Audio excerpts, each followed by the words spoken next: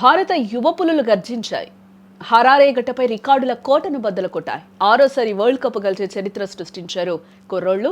ఇది కేవలం ఆట కాదు, ఒక విధ్వంసం. అండర్-19 ప్రపంచ కప్ ఫైనల్ అంటే ఒత్తిడికి మారుపేరు. బట్ టీమిండియా కుర్రాళ్లకు అది కేవలం ఒక ప్రాక్టీస్ సెషన్ లాగే అనిపించింది. ఇంగ్లాండ్ బౌలర్ల ఆత్మవిశ్వాసాన్ని ముక్కలు చేస్తూ ప్రపంచ క్రికెట్ చరిత్రలో ఎన్నడూ చూడని రీతిలో 411 పరుగుల స్కోర్ను టీమిండియా నమోదు చేసింది. ముఖ్యంగా వైభవ్ సూర్యవంశీ 14 ఏళ్ల కుర్రాడాడిన ఇన్నింగ్స్ క్రికెట్ చరిత్రలో ఓ అద్భుతమనే చెప్పుకోవాలి. టాస్ గెలిచి మొదట బ్యాటింగ్ ఎంచుకున్న భారత్ ఇంగ్లాండ్ బౌలర్లపై కనికరం లేకుండా విరుచుకుపడిందని చెప్పుకోవచ్చు. నిర్ణీత 50 ఓవర్లలో 9 వికెట్లు కోల్పోయి ఏకంగా 411 పరుగులు సాధించింది. ఫైనల్ మ్యాచ్ లో ఒక జట్టు 400 మార్కును దాటడం అనేది అసాధ్యమని భావించిన వారికి మన కుర్రాళ్లు తమ బ్యాట్లతోనే సమాధానం చెప్పారు.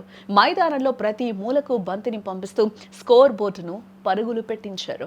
ఈ మ్యాచ్ గురించి మాట్లాడుకోవాలంటే అది కేవలం వైభవ్ సూర్యవంశీ గురించే కావాలి. ఓపెనర్ గా బరిలోకి దిగిన ఈ యువ సంచలనం ఇంగ్లాండ్ బౌలర్ల పేర్లను స్కోర్ బోర్డు నుంచి చెరిపేసేలా ఆడాడు. కేవలం 55 బంతుల్లోనే శతకాన్ని బాదేసి అత్యంత వేగంగా సెంచరీ చేసిన ఆటగాడిగా నిలిచాడు. సిక్సర్ల వర్షం కురిపిస్తూ ప్రత్యర్థి జట్టులో భయాన్ని పుట్టించాడు. అతని బ్యాటింగ్ స్టైల్ చూస్తుంటే టీమిండియాకు మరో విధ్వంసకర ఓపెనర్ దొరికాడన్నది స్పష్టమవుతూ ఉంది. వైభవ్ ఇన్నింగ్స్ ముగిసేసరికి అతని ఖాతాలో 175 పరుగులున్నాయి. ఇందులో విశేషం ఏంటో తెలుసా?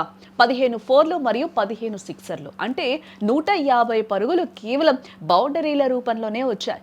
80 బంతుల్లోనే ఈ ఘనత సాధించడం అంటే అది మామూలు విషయం కాదు. ఓపెనర్ ఆరోన్ జార్జ్ త్వరగా అవుట్ అయినప్పటికీ వైభవ్ అస్సలు తడబడలేదు. కెప్టెన్ ఆయుష్ మాత్రేతో కలిసి ఇన్నింగ్స్ను నిర్మించడమే కాదు, విధ్వంసకర స్థాయిలో ముగించడని కూడా చెప్పుకోవచ్చు. కేవలం వైభవ్ మాత్రమే కాదు, జట్టులోని ప్రతి ఒక్కరూ తమ వంతు పాత్ర పోషించారు.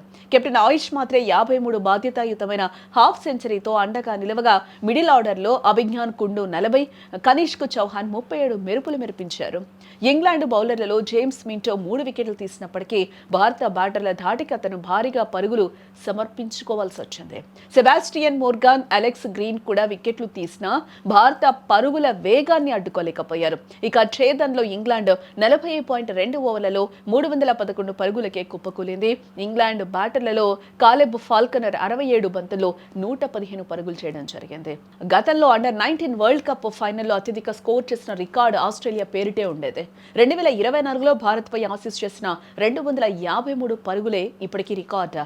కానీ నేడు భారత్ ఆ రికార్డును కేవలం 25-30 ఓవర్లలోనే దాటేసేలా ఆడింది.